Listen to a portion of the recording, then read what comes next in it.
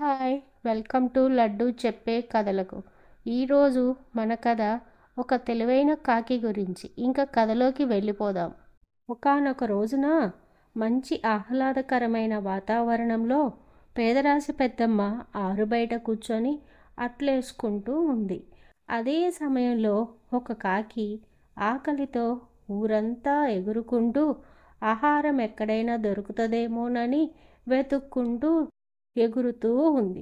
అదే సమయంలో కాకికి పేదరాశి పెద్దమ్మ కనపడింది. పెద్దమ్మ వేస్తున్న అట్ల వాసన బాగా తగిలింది. వెంటనే పేదరాశి పెద్దమ్మ దగ్గర వాలిపోయింది.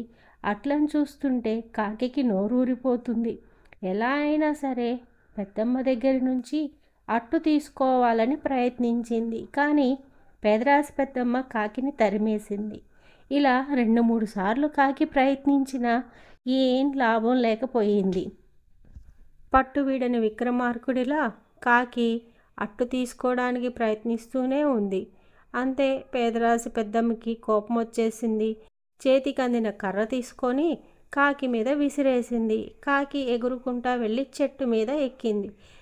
కాకికి ఏం చేయాలో అర్థం కాలేదు. ఎంతోసేపు ఆలోచించింది. అలా ఆలోచించగా తనకు ఒక ఉపాయం తట్టింది.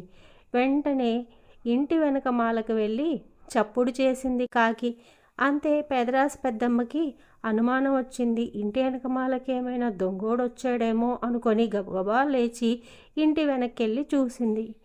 అంతే పేదరాశి పెద్దమ్మ అలా లెగిచి ఇంటి వెనక మాలకి వెళ్ళిందో లేదో కాకి గబాలనే వచ్చి ఒక అట్టు తీసుకొని చెట్టెక్కేసింది. ఇలా కాకి తన తెలివితేటలను ప్రదర్శించి ఆహారాన్ని సంపాదించుకుంది.